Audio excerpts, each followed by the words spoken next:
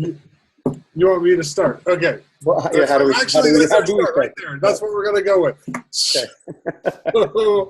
All right. So welcome, everybody, to this episode of Jeff and John's Excellent Adventure. I'm John. This is Jeff. I'm Jeff. Over there. I'm over here. You're that way. No. On mine, he's down. There you go. No, you had it. Right. Nate and Brian are down there. So today on this episode, we've got Nate Taylor and Brian Pope with us from Omaha, Nebraska. Why don't you guys talk just a little bit about who you are, and then we'll get going. Okay. So in mine, Brian's below me, but he's on some other corner apparently on your guys. Interesting. I'm Nate Taylor, since that's Brian. That makes me Nate. Software developer in Omaha. Been doing this for 18 or so years now. But this will be the first year. 2019 will be the first year I've organized a conference with Brian. My name is Brian Pope. I'm a designer here in Omaha and also a co-organizer of Connectaha. Yeah, Brian's good with the name, pushing the name out there. I just said a conference. Connectaha, right. So, and that's just it. So it's the first time we're doing this, and obviously we've talked with you guys a fair bit about it, but talk a bit about sort of, it's a new event. Yeah. Nate, you say this first time working on this event with Brian, but this is the first time you've really organized any conference, right? Yeah. This is the first time I've organized an event, I'm doing it with Brian. Right. Yeah. So why? What got you excited about that? Because we probably know a little bit of the story. John and I do, but maybe not all of it. And there are events existing today in the Omaha area. There have been events in Lincoln in the past, and going back to Lincoln again, I think this coming year. Yeah. So why something new? And what is it that why did you decide to do this? So the dirty little secret is that of the four of us, you two and me are developers, and Brian's a UX designer that I work with, and we've been able to, I think, credit each other on helping each other grow. So Brian's helped me grow in understanding design, and that it's not black magic that someone throws over a wall. And I hope that I've been able to succeed in doing that with development for Brian. But we started talking, and we're like, if we can get along, and we can be friends, and we can learn from each other, why can't the rest of Omaha do that with UX, with QA, with development, different languages and stuff like that? So that's really, that's part of where the name came from. Brian did a really good job of kind of leading a session on what's our values and what do we represent, and the theme of connection kept coming up over and over and over again. And so then we kind of just did some riffing on that and came up with the name Connectaha to connect Omaha, but also have that aha at the end there, right? Kind of like the eureka type thing. So that's that's a big part of it. I don't want to take all of it because Brian can talk too, but I think that's a big part of what we're trying to accomplish. So Brian, that's a good segue, I guess, to you. Why did you take this step out and go to Nate and say, hey, let's do this thing? We had some good conversations actually on the way back from KCDC. We're noticing a lot of trends, I think, in our industry as far as, people used to work in these silos, it seemed like, at work, where they had these expertise and you relied on the developer to build this thing, and you relied on the designer to give you a mock-up for the developer to build this thing. And all these different kind of siloed roles. There's been a trend that all these roles are kind of merging together. We're seeing that with design systems and all sorts of tooling that we're using at work, where they're not so it's not so like title driven anymore. It's more of a teamwork driven thing. We thought that concept was interesting as far as a conference goes. So that's why we're here, I suppose. So we had this interesting thought in at KCDC where our mentality is, I want to have something for a lot of different people, because developers are often I don't know what the right egocentric maybe or we like to think of ourselves as better. And so if we can create a space where developers are going to go to an event and they see their UX designer, and they see their project manager, and they see their BA all at the same event with them, it starts to drive the mentality of maybe we're all like, we actually are all on the same team, instead of these people being feeders into the thing that actually matters, which is the development. I've seen that as pretty successful. Are you? What are your thoughts, just kind of on that idea of driving more communication? So if the whole event is about connection, what are your thoughts around actually forcing that connection amongst your attendees? So we're trying to think through some different ways of accomplishing that. I had a good conversation this morning where I think as a developer I get kind of stuck in the middle, and not so much anymore, but definitely earlier in my career, in which designers gave me something that they didn't understand was unrealistic for me to implement. Like they were off pie in the sky, and I got it done, and QA just wanted to break it, right? And that's a very egocentric view of me, from me as a developer, right? Right. Once I started having conversations with designers, having conversation with QA, I realized that we're all trying to make the best product we can, right? Brian's not a jerk to me more than anyone else, and I try not to be a jerk to him, because we're all trying to do the same thing. We just didn't do a good job communicating it. And so I think that's a big driving factor for Connectaha. And we're looking at how do we do the layouts of the rooms? How do we lay out the rooms in the conference space? Are there ways that we can encourage connections and encourage conversations just by how we have the rooms laid out or don't have them laid out, right? Because I mean, ultimately, if we can get even, it sounds cheesy, but if we can get two people to connect that wouldn't have normally connected, we'll look at Connectaha as a success. That's the win, right? Yeah. So go ahead. Sorry. We're looking at things too, even as far as company size. So we're talking about teams, which is good as well, but we want to get those like Fortune 500 companies that are in Omaha or Lincoln together with maybe a startup company. Some of those startup community or those companies might have solved problems that those larger companies are having right now, and vice versa, right? So we want to get all those people in the same room and same space and see what happens. So how do you get that message out? Because and even conferences, that have been around a long time or as big as something like KCDC, that can be hard to share that message. And like, I don't know, obviously I know there's a strong developer community. We already referenced there's other developer events that have been around for a while in the kind of eastern Nebraska, western Iowa sort of region. And I'm assuming, Brian, that there's a designer or UX community of sorts. Maybe there isn't, but I assume there is. I know Nate, but there must be other communities around that. Are there communities in the region around like QA and around like business processes or DevOps type stuff? Do those communities exist where you guys are? And how do you reach those people and get that buy-in? Or to kind of tie that into the other thing you were just saying, have you had conversations, or how do you get buy-in and get the message across to the Berkshire Hathaways of Omaha, and then the smaller startups, the Huddles, or I guess they aren't that small of a startup anymore, but like right, but the smaller companies that are getting started in Omaha and Lincoln, and how do you get that message out there? And are they receptive? Have you had luck with that? How does that work? I know we've been going to we have a bunch of meetups, it feels like, in Omaha for the different types of communities. And that there is a UX one here in Nebraska that's pretty strong, that's split between Lincoln and Omaha. So we go kind of back and forth. In fact, they're having a meetup, I think, a couple of days in Lincoln that we're going down to. So we end up going to places like Huddle hosts that sometimes, ad agencies host that. We've hosted that at Avature. That's a pretty strong knit community of maybe, I don't know, anywhere from 40 to 100 people may show up to some of those events. Nate and I have been trying to go to even local meetups to kind of get this word out, kind of grassroots style, and hand out stickers as well. So I think it's a tough thing to communicate, but I think it's growing slowly. Twitter, I think, has been a valuable tool for us. Yeah, you guys have been great on Twitter, actually. That's all. Nate's amazing on Twitter. I don't know. Do you have anything to add to that, Nate?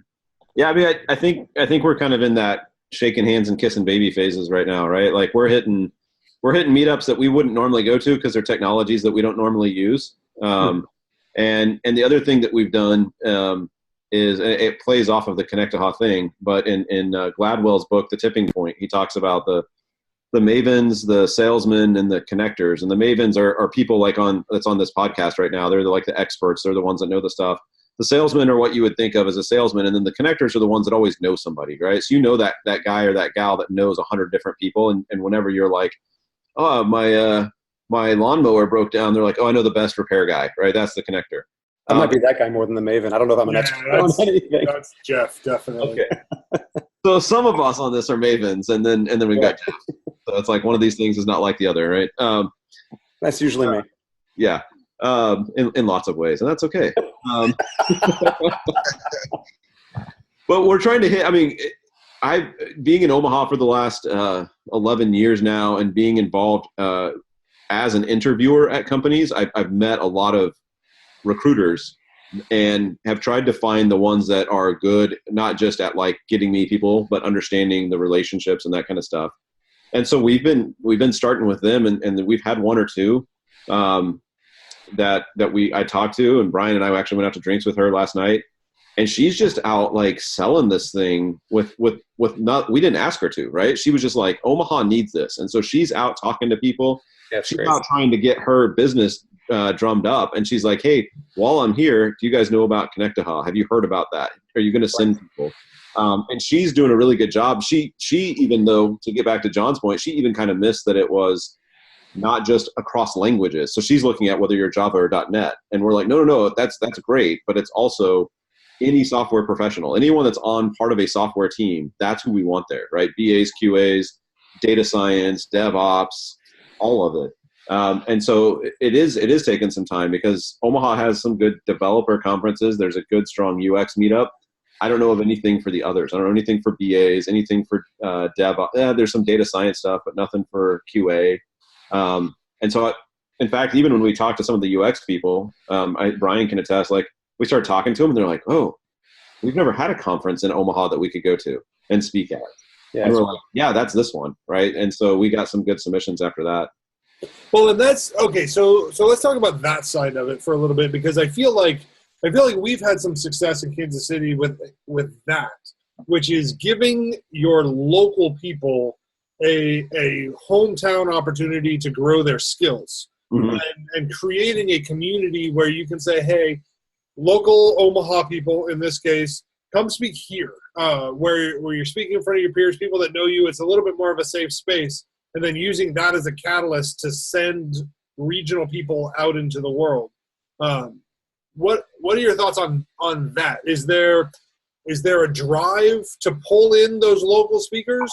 And what's your thought there? You want to take it, Brian? Yeah, there definitely is a drive for local speakers. We kind of, part of our strategy as a whole is to with Connectaha we want to develop talent here, keep it here in Omaha. If that, I mean, as selfish as that sounds, but there needs to be a pipeline. I've seen it at least at the UX meetups. There's kind of a gap in between younger designers that are in this community, and then kind of older ones.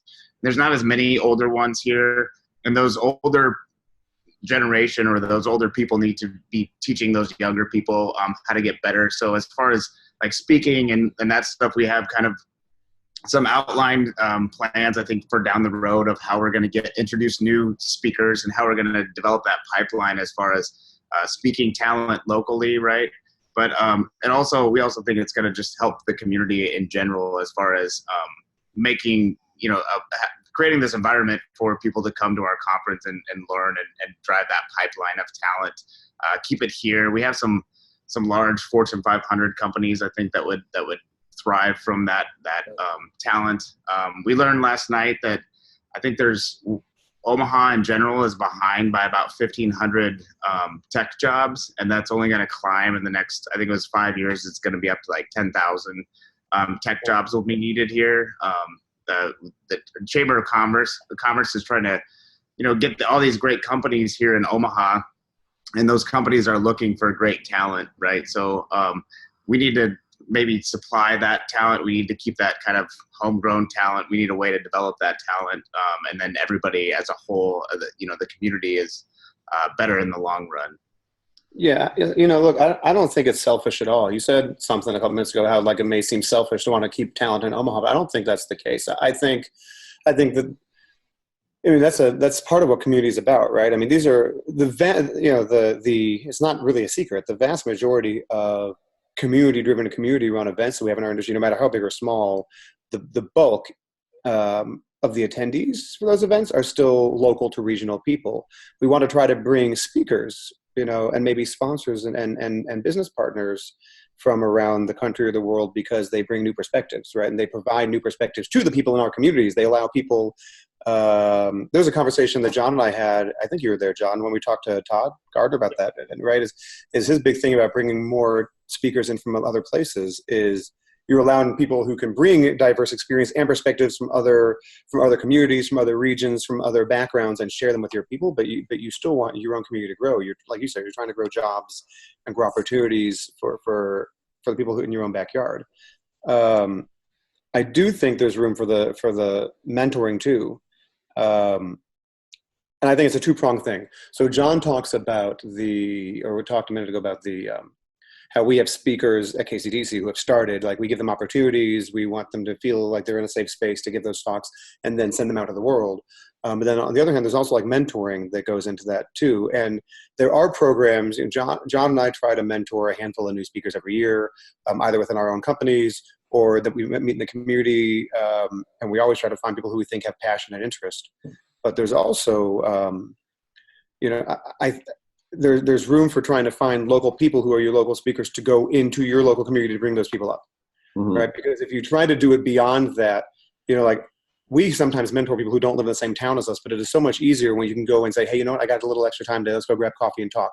Let's look at that abstract you're working on. Let's sit down. Why don't you, I'll sit right here and you get up and just give me like the 10-minute intro to your talk and let's talk through what works and what doesn't.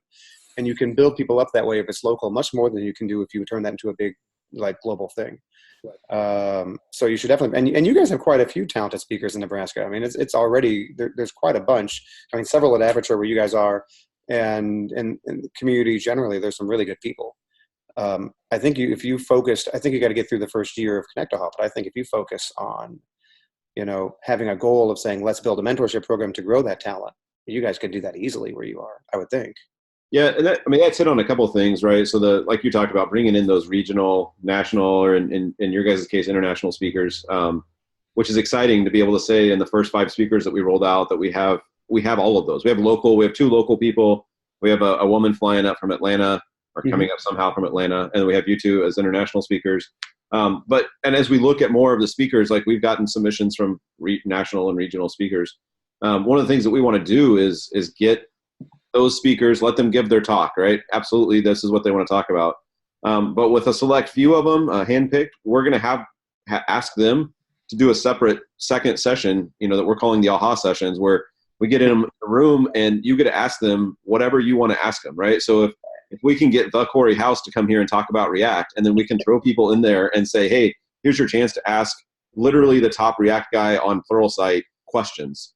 That, yeah, you could hit him up on Twitter, but he's right here. He's in front of you. Here's your chance, right? Or we can get someone from design systems or whatever it is. Like, here's your chance to talk to these people and start building that connection, because now they're getting that outside perspective that is outside of Omaha, right? And they're starting to broaden that, and they're, oh, okay, well, these people are doing it different over there. Maybe I should learn from them. So that's one aspect of it. And then, like you said, we got to get past the first year. But I know Brian and I have talked about one of the things we want to do as part of Connectaha is we want to be able to reinvest back into the community. So we do things like Avature sponsors Girls Inc.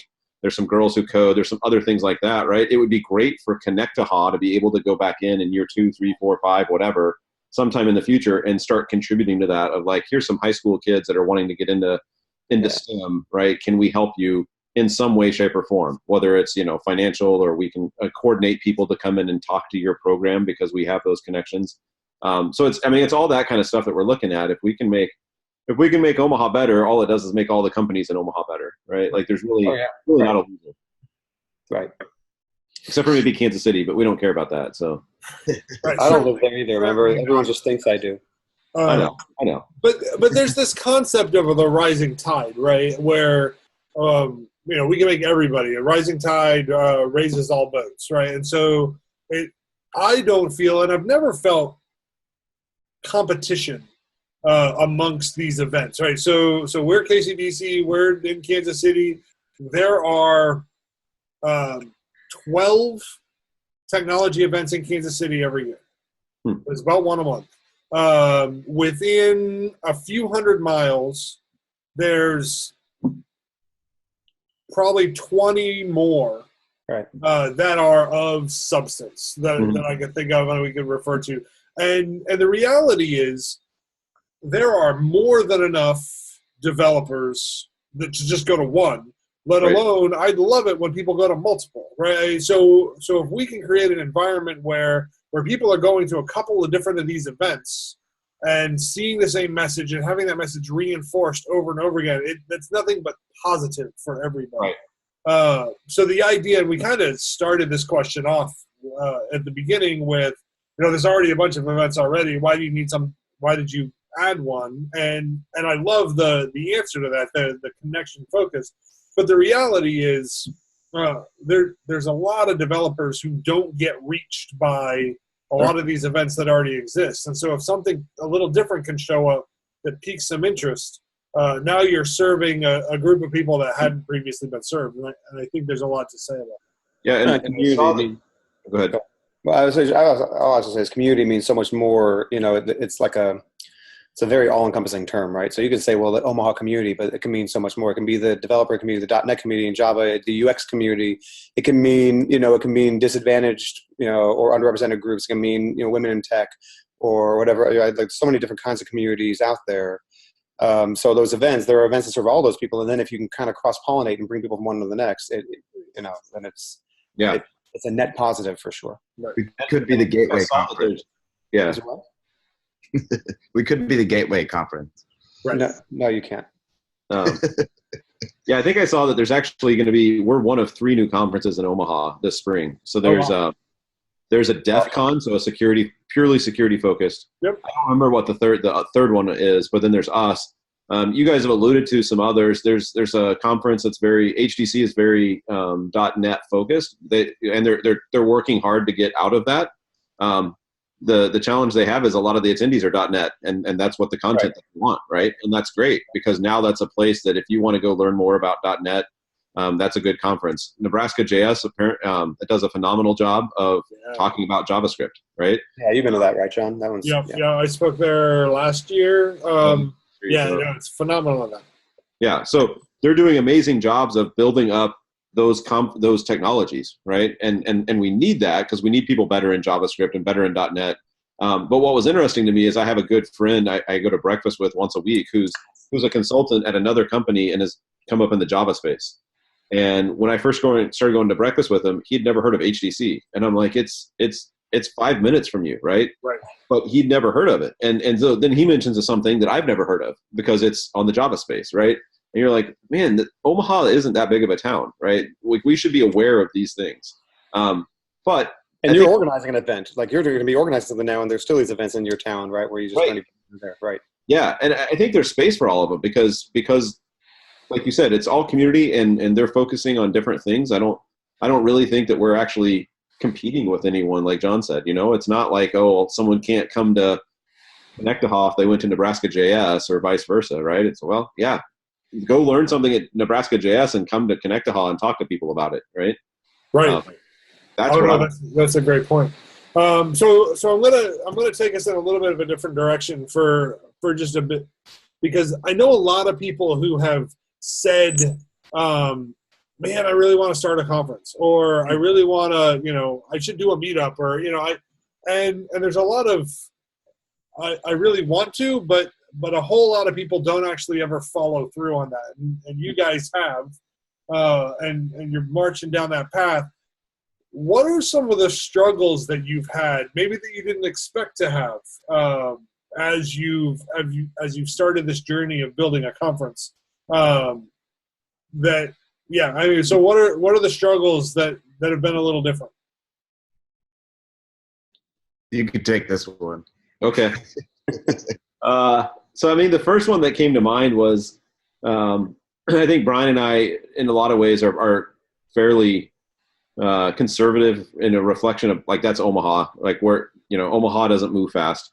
So we wanted to get a lot of things squared away with accountants and lawyers and all that kind of stuff before we really even started looking at venues and things like that. And I think it was good, and I would go that route again. But man, that stuff always takes longer than you think. Right. And so that was, we had the conversation on the drive up from KC. Brian and I did. I think we talked with you guys probably a couple of weeks after that, and we got all excited. And then it was probably, I don't know, it seemed like 6 weeks later before we actually felt like we were official, because we had the legal paperwork done, and we'd met with an accountant and that kind of stuff. And I guess in the grand scheme of things, 6 weeks doesn't seem long, but it just, when you're kind of on that. When you're excited, it might be, it's like 20 years, right? Yeah, exactly.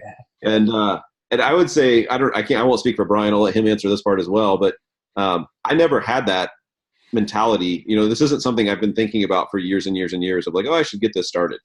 I drove back from a conference in Indianapolis in 2015, and I thought about it on that 14-hour trip because I had nothing else to do, driving through Iowa. And then I thought about it about a week before we started it. And that was kind of it. It was just kind of one of those, yeah, this makes sense.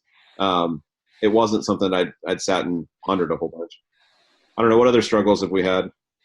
You got to keep in line. You got to keep reassuring me that's a struggle. Thankfully, John told us to turn on Eventbrite to set this PayPal instead of getting paid from your Eventbrite tickets 4 days after the event. That might have saved the conference.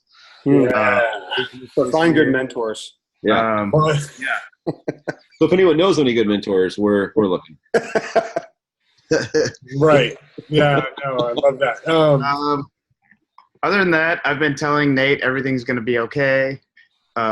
We're in this weird lull, I think, now where we have all these submissions for talks, which is a really good, and I think we'll probably get more up until the final date, right? But I think we're in this lull now of people aren't going to start buying tickets till it gets closer to the event. We're looking for sponsors right now, so we're meeting with a lot of people and having this discussions. And Nate and I aren't the best at. I think we're good at pitching stuff. We're not the best closers, so we're working on that right now. As far as asking for that close at the end. Right. So, I mean, they're all good learning experiences, but I think that those are the things that, I mean, I would have never before this thought about how at the end of this, how are we going to ask them? Are we going to, we need to follow up in 2 weeks, and then in 2 weeks we got to, you're either in or you're out. What's going to be, playing a salesman.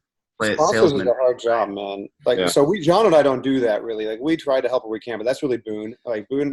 Boone's our sponsor guy, and he does a great job with it. But you got to stay on people, and I hopefully for you guys it gets easier in year 2 than year 1, easier in year 3 than year 2, because not only people can be as excited as they want when you tell them about your ideas, but then of course it's they don't know that you can deliver. They want you to deliver. They don't know that you can deliver, and you haven't delivered anything in the past, and so. Hopefully you talk about your vision and what you're trying to do, and you can show that you've already got some quality speakers coming in. If you start getting some ticket sales, it's a good sign, and it's sort of things have to snowball a little bit.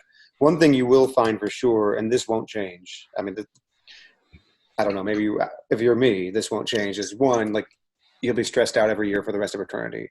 That's just me. I'm stressed out about it every year. It's I hope it doesn't crash and burn this year. Yeah. But there's no reason whatsoever to think that it'll do anything other than being totally unmitigated success. Right. I'm always a little surprised the first time I sell a ticket. So we've been doing KCDC for 10 years. We had over 1,800 people last year, and I'm still surprised every year the first time we sell a ticket. I'm like, what? Why are people coming to this thing, right? Yeah, no, it's Or I'm worried that only people I know will know about the CFP, and then we get hundreds and hundreds of these submissions from people I never heard of. I'm like, how do they know about our thing? That's amazing. Yeah, I wish that would stop. It makes it harder for me. So. But well, yeah, no kidding. How long is your CFP open? When's it open until? It's open until I think it's the first full week of January. We want to give people time. But we've been doing some rolling speaker announcements. Like I said, we've got U5. Right. I should submit, really. I should probably do that. Well, we already decided what you're talking on, so it's a little late for you to submit now. But, I know. We're probably gonna within the next couple of weeks roll out another 5, just to try and help people see what's coming, right, and get some of that momentum and excitement. I think another challenge from thinking of sponsorship that I didn't think of.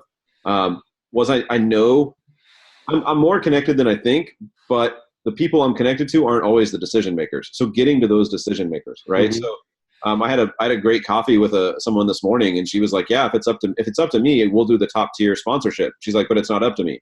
And I was like, "Oh, okay. Well, who do I need to talk to convince them, right?" And she's going to do a big thing. She's a big fan of ours and stuff like that. But that's the thing that I never thought of. And I also I always call this the plumber problem, because I did some work with a banker that used to make loans to plumbers, and he picked plumbing as just an industry, right? But if I'm working for Mike's Plumbing and I might make $20 an hour, I know Mike's charging $75 an hour.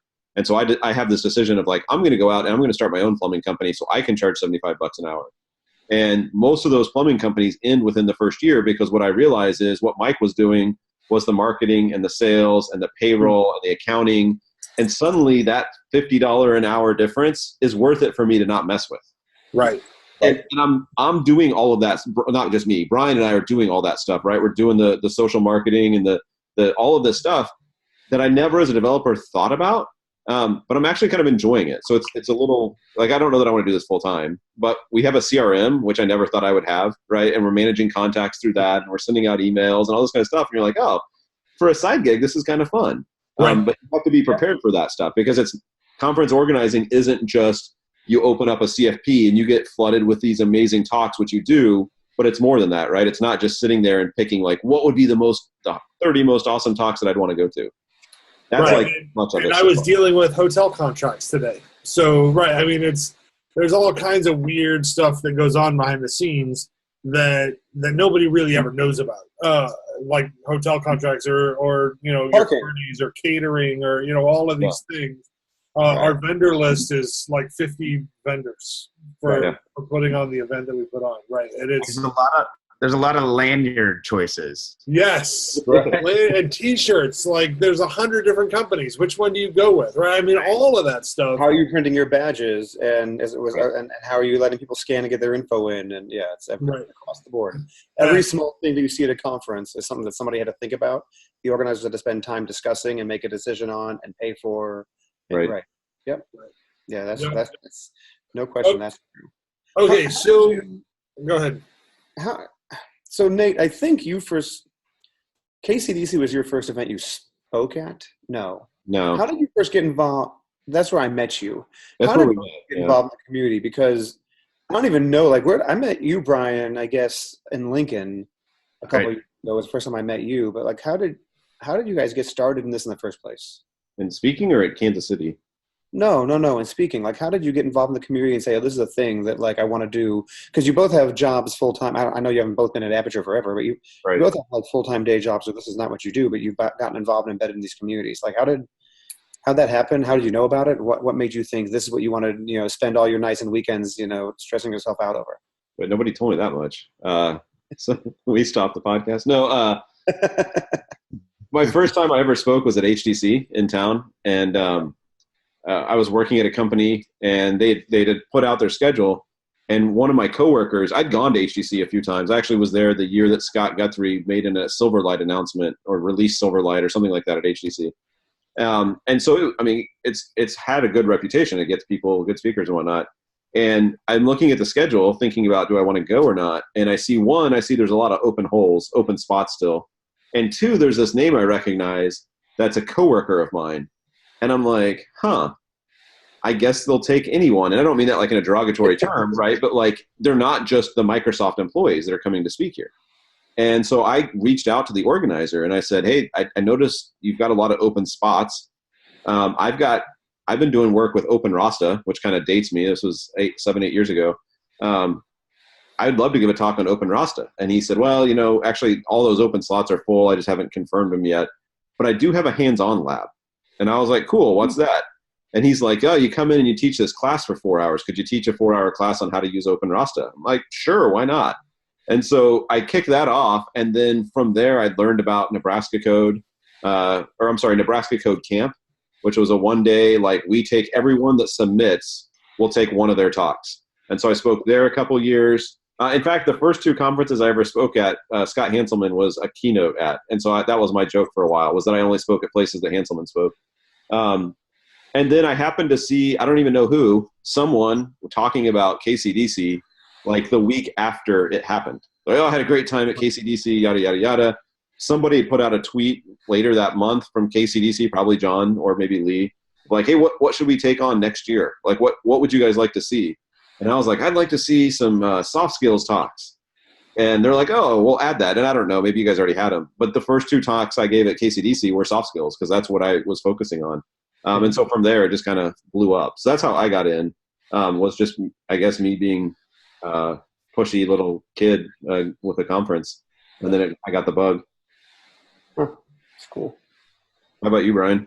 Mine was, we actually have lightning talks at Avature. So every Friday or every other Friday, we have like anywhere from 2 to 4 10-minute lightning talks. And I actually didn't attend one. I was in my queue, but Nate actually gave a lightning talk on writing abstracts for conferences. Oh. And so my foray into this world I went into Nate's cube after that and said, okay, I listened to your abstract talk, lightning talk. I will commit to writing 1 abstract by the end of the year as a goal, just because I enjoyed his lightning talk so much. So Nate's kind of been my mentor actually for speaking, as far as what to do, what not to do. Nebraska Code, Jeff, where we met, was actually my first conference that I ever spoke at. So I do remember us having cocktails and enjoying nice conversation about good advice as far as speaking. Yeah, art was there too. As far as art and so there's good, what you guys kind of almost were teaching me how to conference or how to be a speaker and how to network, how to that community is really important as part of this process, which has been really probably for me the most interesting part of this. I think as far as speaking goes, it helps me with my career. I know we're like, Nate and I are pitching stuff, it seems like, all the time now at work. So it helps. It's easy to be thrown into those situations now. But yeah, as far as how it started, you're looking at one of the guys right here to help me. So yeah, it's neat. The things that can even happen just at work, right? Like Avature's come up several times, obviously, in this conversation. And I obviously don't know a ton about it. I've been up there, and you guys have shown me around the office there before, and it's cool. It's kind of neat having companies that support that in a way, right? You guys have brought speakers in, and kind of have some support and do your lightning talks for lunch and learns. I mean, like, I know with like Asynchrony Worldwide where I am, we do the same sort of thing. We've got lunch and learns pretty regularly. They've started the last couple of years having an internal conference. The company got big enough they started doing that, and actually, like, I had that conversation about that. It's funny you mentioned the abstract thing. Like, I'll commit to writing an abstract by the end of the year. I had that conversation with a colleague of mine at work today. Someone who came up to me at DevUp a couple of weeks ago, who had attended the conference, had actually gone to both of John's talks that he gave, loved them, knows me, came up to me and said, so if I wanted to be involved in something like this, a year from now, how do I do that? I said, well, let's talk about that. And then I ran into him today at the office. I'm not in our downtown office very often, but I was down there today, and I just happened to run into him, and I was like, so how's it coming? You got your talks figured out yet? And he's like, no, but I know what I want to talk about. I said, okay, great. Let's talk about that. What do you want to talk about? And he started, and he outlined like a talk about some like high level React. I'm not the React guy, but something in React and components. And it was great. I was like, that's a great talk. So put pen to paper, write an abstract, like just put something that we can talk about down, so then we can make that happen. So I think I kind of got the bug in him now, so maybe he'll do it. But you can do that, right? You find someone with a spark in your own company, and you can make amazing things happen and open doors and be a leader even where you are. David has to talk about that, right? Like, be a leader wherever you are. David, I don't know if you've seen that one. Talk about leadership and be a leader where you are. Yeah. You can be in whatever position you are and just like create opportunities for your colleagues anywhere. We've got a public speaking Slack channel at Avature, and I would say probably the number of people that have spoken at conferences from Avature is, I don't know, 5 or 6 maybe. We probably have a dozen or more people in that room because there's people that are interested in it. And so we started it, and I got into the process like a couple years ago. I said, well, if I'm going to keep doing this, I should probably practice it. Like, not practice my talks, although I should do that too. But like, I should read up on how this stuff, like what makes a good speech, what makes a good story, that kind of stuff. And one of the things I'd read was more about writing a story, like a short story. And they had a list of questions that you should ask if you're going to have someone review your chapter and say, you know, what do you think is going to happen to the hero in the next chapter and that kind of stuff.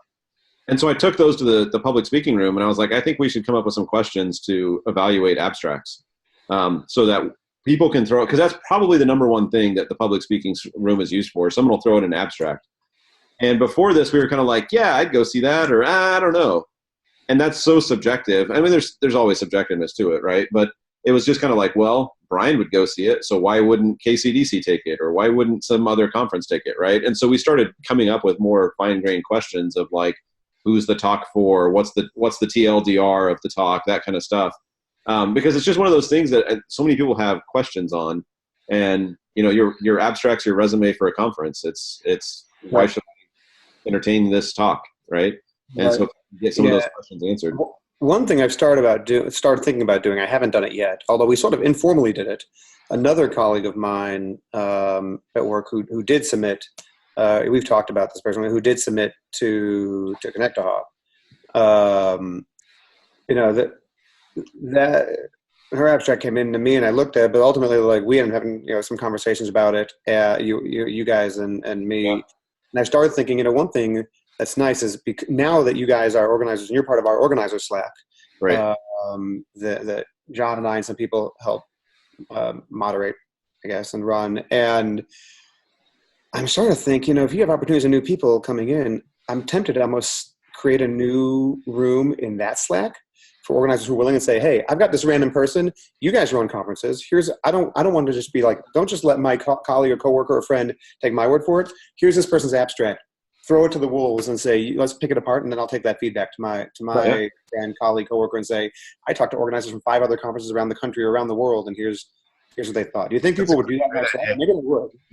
That's not as personal either, right? If you can say these random strangers that shouldn't know what they're talking about are giving feedback, it's not. Well, because that's the struggle, though. As an organizer, so KCDC last year had 900 submissions. And so Nate, you're part of your crew to look at those. Realistically, you're not spending a lot of time reading abstracts, right? I mean, I'm gonna read through it, and it's either gonna, you know, call to me or it's not. And if it doesn't, it goes away. And even if I'm like, oh, that's great, that doesn't mean it's in. It just means I'm gonna set it over here. And so that abstract is so important to catch somebody's attention and pull a thought that makes somebody say, that's interesting. Let me think about that for just a little bit. Because if you don't have that, it's going away pretty fast.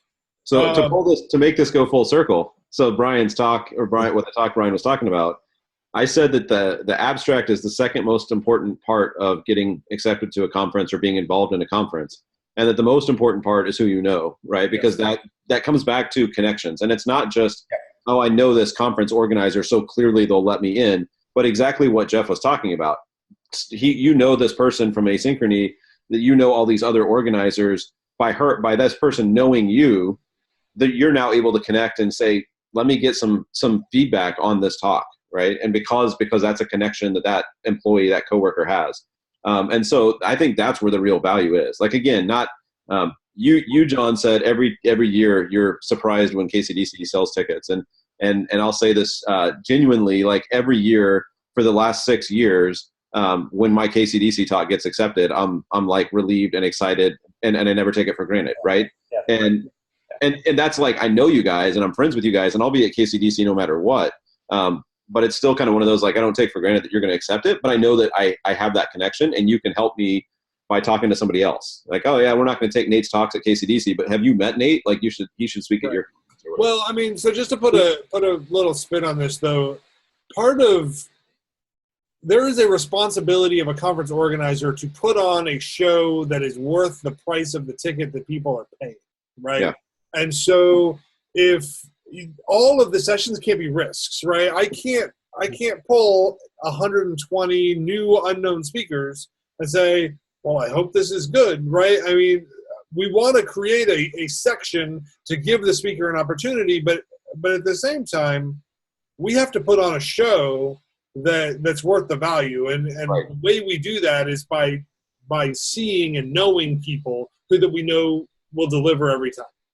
And if you develop a reputation as a speaker, as somebody who will deliver every time, you're more likely to get in over and over again everywhere around the world. And organizers talk.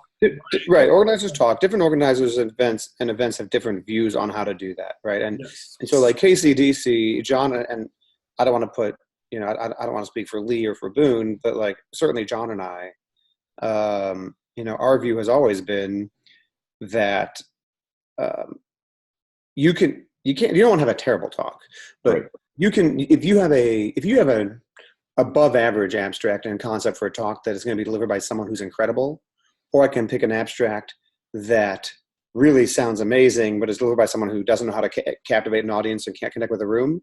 I'd rather have the above average talk delivered by someone stellar. Right. Who I know because it is a form of performance art, right? It is a form of it. I had this conversation yesterday with somebody at work, because this is something I had said, I guess, in some public forum at the office a while back. I said, my view on speaking is, there's a time for being really technical and teaching someone something. That's in like written communication and blog posts, articles where the audience can take their time, read through it, be slow and methodical. Giving a talk is about inspiring someone, right? Giving a talk is about connecting with someone and letting someone know, is this thing valuable to me? Is there a problem that I have that this thing solves? Do I want to go learn more about it? Right. That's the best you can hope for in an hour with somebody. Workshops may be different, but in an hour-long talk. So if I have someone who I know can deliver, I want that person. Now, some conferences don't agree with John and I, and don't want, because maybe they worry that they'll get into a like an endless feedback loop where Right. they bring the same people all the time, and that's difficult, right? Like you got to balance that out, which is why we make a point of trying to always select some new speakers, some local speakers, some people that we will take a risk on. Sure. But we don't do blind selection because we want to make sure that we know that a fair number of people we know that we can depend upon. Right. Okay, so we're kind of at the end of our time, but what I want to do is I want to leave all of the people out there who are potentially watching this with a thought. So you guys, you had a thought, and now you're executing on that thought. What's a piece of advice that you would give to somebody who's out there right now thinking, I have a hole in the community I'm in, and I want to fill that hole somehow. What's a piece of advice you would give to them on getting over that hump and actually starting? Mm-hmm. So Sorry, that one wasn't in the debrief or the pre-brief. No, that's fine. And Brian said we've been pitching to more and more customers he and I have, so I get tons of like, hey, you didn't tell me we were going to talk about that today. But no, I think it's very similar to the same thing I give for career advice, and that is, by the time you need networking, it's too late, right? So if you're happy in your job today, you should be out networking, because you might not be happy tomorrow. The company might shut down next week. Whatever happens, I even today, I've been at Avature 5 years this month. I still have an oh no list in my head that I've had, and it's changed and adjusted over the last 10 years. But I always have if Mark Griffiths decides to shut down Avature tomorrow, and he's not going to, if any of my Avature friends are watching, but if he's decided to shut it down tomorrow, I have a list of what I would do and who I would contact. And I think you have to have that for filling that hole in your community. Like, you can be the most excited person about Elm or functional programming or CSS or whatever it is, but if you don't have people that you know are of similar mind, you're going to just be pushing that rock up the hill the whole time. Mm-hmm. And so having that networking, it'll help you flesh out your idea, right? I mean, that's one of the things that I think Brian and I are seeing now. We're getting validation now, whether we can get the monetary validation, which I think we will, but people are like, oh, yeah, that's a good idea. We need to be doing that more in Omaha through our networking. So I think that's a big part of it. If that's something you want to do, start asking around, seeing if there's someone else that has that same idea. Go out to lunch, go to coffee, right? There's the book, Never Eat Lunch Alone, which I don't necessarily subscribe to. I like to eat lunch alone a lot. But take that mentality and find cool people in your city or community and start talking to them and see if they've got a similar mindset, and maybe you'll get that critical mass. Excellent. That'd be my answer. Brian, what about you? Mine would be to start small and build on that. Do things that are kind of low risk and have impact, and then slowly build on that. You can have high aspirations to get to someplace, but you can't just directly go and start that way. Figure out your path and how you're going to get there. You're going to learn things along the way, and that path may be altered, but you may, as long as you're pointed in the right direction, I think you're gonna get to where you need to go. It just may be slower than you think at times, but not to give up. Sometimes it's difficult. I don't know. At Avature, we're not really, if we fail at something or something doesn't go the way that we want to, there's always something to learn from it. And I think if you have that mentality with all things in life, I think you're going to be better off in the long run, right? Next time that it happens, you'll know exactly what to do, or that kind of stuff. So we started out Connectaha with I made Nate go through this whole list of like what are the principles that we're going to have, and that's kind of our foundation, and then kind of what's our goal, and then what's our vision. So we're preaching our vision, but we have ways of thought that we're going to get to this place, right? So there's a lot of thought behind it, I guess, foundation. And I love that not about a you vision guys. person. What's that, Jeff? I love that about you guys. I love in every conversation that we've had, because obviously we've had a number of them about Connectaha and what you guys are trying to do. You do come back to this idea of your values. Like, I love that you started from that foundation. Like, you figured out what mattered to you about your community. I think some events do that better than others, and the fact that with no prompting, I don't think, from me and John, unless it's been subliminal over the years of talking to you guys, like, because that's something that we think about a lot, is our values for what kind of event and community we want to have. That's very important to KCDC's vision, is what we want to be. And I love that you guys put so much thought into that. Actually, I think it's good, because it gives you a place to go from, and it gives you a guiding set of principles when you're trying to make different decisions. Right, and that's something that Pope is great at. I'm not a vision kind of person. My career I describe as lazy river. Like, I go where it takes me. But I'm not saying Pope is the opposite of that, but like, I mean, you were totally geeking out on this because you've asked me to do this on projects at work, and we're like, yeah, that's not really going to work in this context, right? And so here we had a project that it was just you and me, and I was like, all right, Brian, go wild. Let's do this thing your way, right? And we walked through it. And like I said, I have values, but I'm not a big like vision kind of person. But walking through that was really helpful and clarifying for us. Right. Yeah. Excellent. All right. Well, thanks, guys. Like exceeded for expectations. hanging out with us. Yeah, We appreciate your time. If you want to catch up, we'll have their Twitter, Facebook, all of your social medias in the show notes. Otherwise, we'll see you next time. Connectaha's March 8th, 2019. right on. Good point. Yes. Yep. All right. Guys, thank you. We'll see you later. Yep.